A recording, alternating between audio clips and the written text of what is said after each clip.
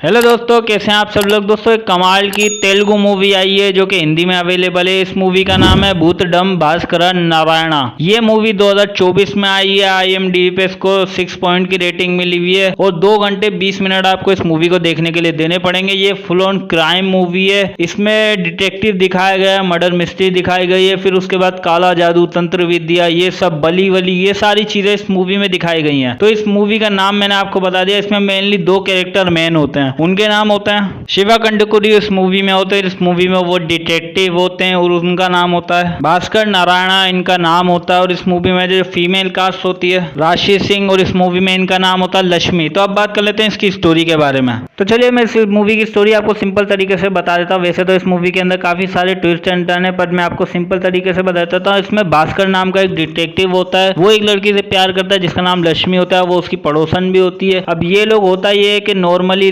होते हैं, वो छोटे मोटे केस ही हैंडल कर रहा होता है। लेकिन उसके बाद एक केस आता है जिस लड़की का एक मर्डर हुआ होता है। लड़की के साथ पहले जबरदस्ती की गई होती है, फिर उसका गला काट के एक पेड़ के पास उसको रख दिया जाता है, बिठा दिया जाता है। तो ये उस केस को हैंडल कर रहा होता है। पुलिस वाला भी इसके साथ होता है जो कि इसी का बचपन का दोस्त होता है। अब ये डिटेक्टिव क्यों बना होता है, ये बचपन की स्टोरी होती है। बचपन में होता है ये कि इसका बड़ा भाई जो होता है एक लड़की से प्यार करता है। लड़की के माँ बाप इस रिश्ते से मना कर देते हैं, लेकिन फिर बाद में होता है ये कि लड़की का मर्डर कर दिया जाता है। एक पुलिस वाले को भी मार दिया जाता है और उसका इल्जाम जो है इसके भाई पे लगा दिया जाता है। भाई जेल चले जाता है। थोड़े टाइम बाद जब वापस आता है तो वो उसको जो है समाज स्वीकार नहीं करता है, तो इसलिए वो सुसाइड कर लेता है। इस बात का जो है अस्कर्त को धक्का लगता है और वो इंक्वायरी करना चालू कर देता है। लेकिन वो बच्चा होता है तो कोई उसकी सुनता नहीं है। वो सबूत लाके भी देता है लेकिन कोई सुनता नहीं है। फिर वो इसीलिए अब डिटेक्टिव बनना चालू कर देता है। तो मर्डर शुरू हो जाते हैं, लोगों को मारना चालू हो जाता है। हर लड़की को मार के इस तरीके से पेड़ के साथ बांध दिया जाता है। एक एक करके लड़कियां मर रही होती हैं। फिर एक लड़की और मरती है जो कि उसकी पड़ोसन ही होती है, लक्ष्मी की बड़ी बहन। लक्ष्मी की बड़ी बहन होती है और DNA टेस्ट किया जाता है, कंफर्म हो जाता है कि लक्ष्मी की बड़ी बहन ही है। फिर जब भास्कर इंक्वायरी कर रहा होता है तब उसको ये पता चलता है कि यानी लक्ष्मी की जो बहन का मर्डर हुआ होता है उसके अपने बॉयफ्रेंड ने किया होता है। क्यों किया होता है? क्योंकि वो प्रेग्नेंट होती है। एक डॉक्टर के पास ये लोग जाते हैं अबॉर्शन कराने के लिए और डॉक्टर एक इंजेक्शन लगाता है जिसकी वजह से उसकी बहन मर जाती है। अब उस मर्डर को छुपाने के लिए, उस किलर के ऊपर नाम डालने के लिए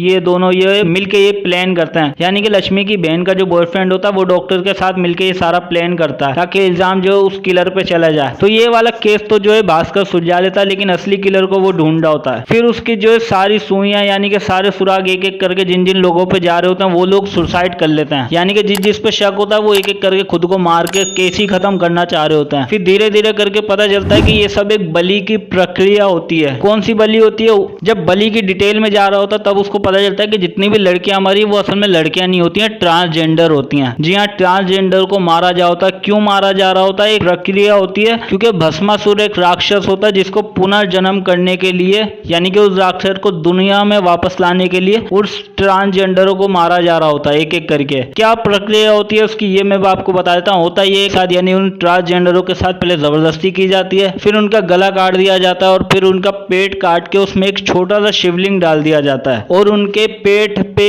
एक भस्मासुर राक्षस जो होता है उसका एक मार्क्स होता है लकड़ी का बनाया हुआ, वो उनके पेट पे रख दिया जाता है ताकि डायरेक्ट सूरज की रोशनी उस शिवलिंग पे पड़े ताकि वो और पवित्र हो जाए। यानी कि एक रस्म होती है इनकी। तो उस रस्म को करने के लिए ये लोग ये सारे मर्डर कर रहे होते हैं। 11 ट्रांसजेंडरों को इनको मारना होता है और उसमें से 10 ट्रांसजेंडरों को ये लोग मार चुके होते हैं, 11वें को मारने वाले होते हैं। तो ये पूरी एक प्रक्रिया होती है। होता ये कि राक्षसों का एक वंश होता है, यानी राक्षस होते हैं जिन्होंने जब समंदर मंथन हुआ था उस टाइम से राक्षसों का जो वंश होता है उसमें से कुछ वंश अभी भी बच जाते हैं और वही इस काले जादू को आगे बढ़ा रहे होते हैं। यानी तंत्र विद्या, बलि की प्रक्रिया जो होती है उसको आगे बढ़ा रहे होते हैं और वो भस्मासुर को वापस लाने के लिए ये सब लोग कर रहे होते हैं। अब जो उनका पूरा परिवार होता है वो अलग अलग फील्ड में जो है बड़ी बड़ी पोस्ट पे बैठा हुआ होता है। यानी कि जो पोस्टमार्टम टीम होती है उसमें भी ये लोग होते हैं, पुलिस वालों की जो टीम होती है उसमें भी ये लोग होते हैं। इसलिए ये लोग लड़कियां लिख देते हैं कि जिन जिन लड़कियों का मर्डर हुआ है। हालांकि वो ये डिक्लेयर नहीं करते कि ट्रांसजेंडरों को मारा जा रहा है और उनके पेट से जो है शिवलिंग निकल रहे हैं। इसलिए वो पूरी रिपोर्ट चेंज कर देते हैं क्योंकि वो राक्षस वंश के होते हैं। तो ये पूरी रिपोर्ट चेंज कर देते हैं और जो है ये पूरी बात जो है भास्कर को पता लग जाती है कि ये लोग राक्षस वंश हैं और एक एक करके अपनी खुद की बलि दे रहे हैं। यानी कि जैसे ये लोग एक्सपोज होने वाले होते हैं खुद को मार लेते हैं ताकि ये जो है कड़ी टूट जाए। लेकिन भास्कर और तहकीकात कर रहा होता है। फिर एंड में जो है लक्ष्मी को भी अगवा कर लिया जाता है। अब एंड में जो इनका मुखिया बचता है वो कौन होता है? सीनियर इंस्पेक्टर जो शुरुआत में इस केस पे काम कर रहा होता है। उस इंस्पेक्टर का जो पूरा परिवार होता है वही अलग अलग फील्ड में होता है। यानी पोस्टमार्टम की जो फील्ड होती है उसमें भी इसके अपने परिवार वाले शामिल होते हैं, अलग अलग फील्ड में होते हैं, बड़ी बड़ी पोस्ट पे, तभी ये बलि जो है ये